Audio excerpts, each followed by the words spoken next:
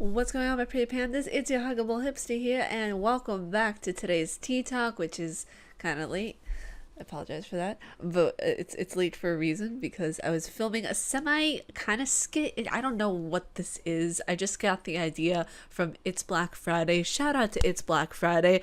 I don't know her IRL, but I absolutely love her channel, watching her content. She is one of my favorite YouTubers. I ended up getting the idea from her video how goths dance, and I was like, I wonder if I could show a mini kind of skit on how hipsters dance, because we all have our own little inadequacies, we all have our own little things, we have our own even our own faux pas of like whenever we're dancing we're just like, okay, we're just gonna roll with it kind of thing.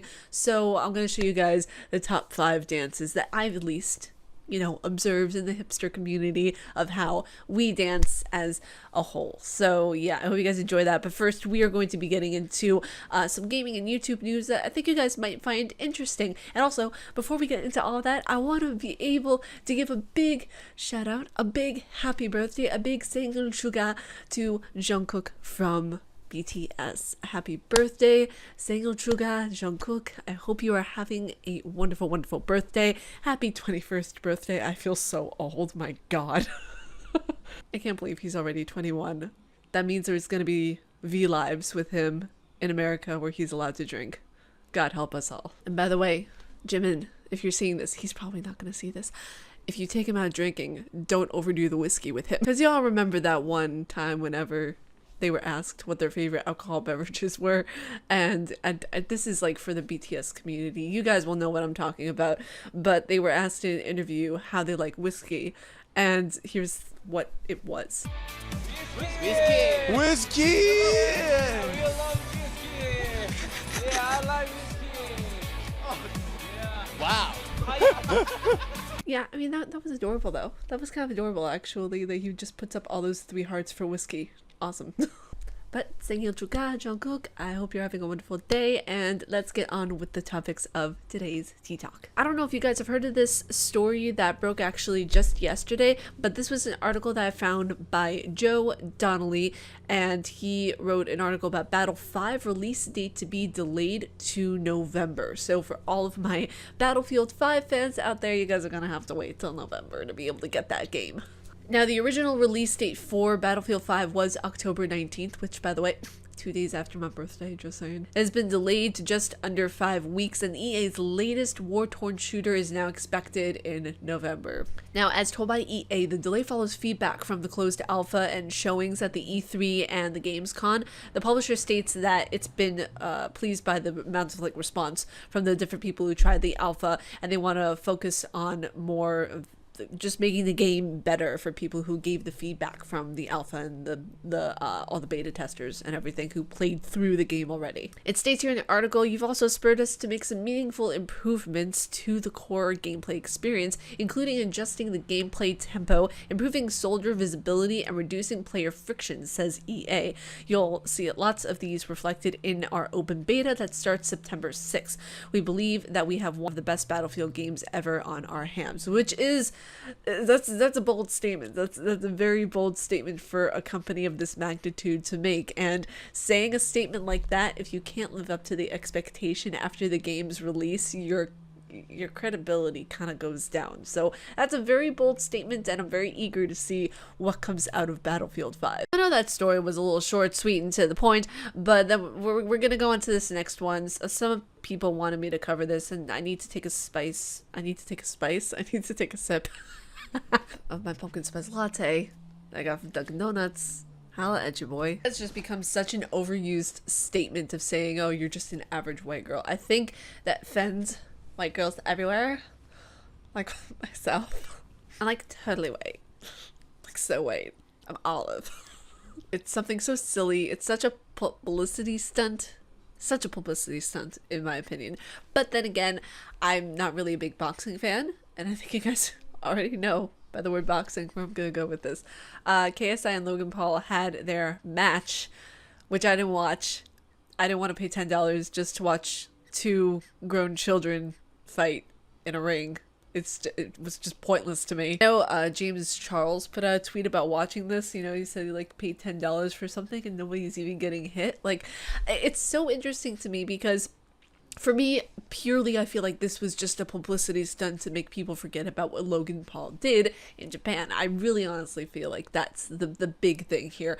I feel like with this fight, there was no substance to it. People were saying like it was a legitimately good boxing match, and if I remember correctly, one of my friends from YouTube said that that KSI won, and I mean, I'm not surprised. The guy's built, you know.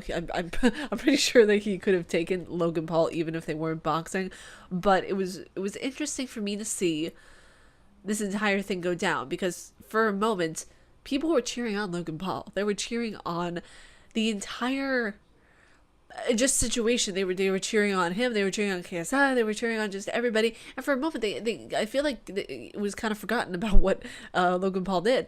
And you know, in the interview that he did with Casey Neistat perfectly sums up the intellect and the motivation behind Logan's behavior. And I feel like this entire thing is just a way for us, or a way for him actually, to get us to forget about what he did in the Ugokigahara Forest. So I don't really respect this as much. I know there are a lot of boxing fans out there who are going to be like, yeah, you know, we wanted to just see the fight for the fight.